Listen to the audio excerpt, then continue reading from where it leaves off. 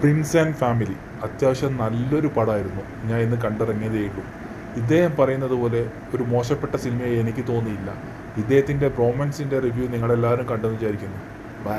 ഭയങ്കര മേലെ എത്തി വെച്ചൊരു പടമാണ് ബ്രോമൻസ് എന്ന മൂവി. അതിനേക്കാളും എന്തുകൊണ്ടും കോമഡി ആയിക്കോട്ടെ, അത്യാവശ്യം അഭിനയത്തിൻ്റെ കാര്യത്തിലായിക്കോട്ടെ, എന്തുകൊണ്ടും അടിപൊളി മൂവിയാണ് പ്രിൻസ് ആൻഡ് ഫാമിലി.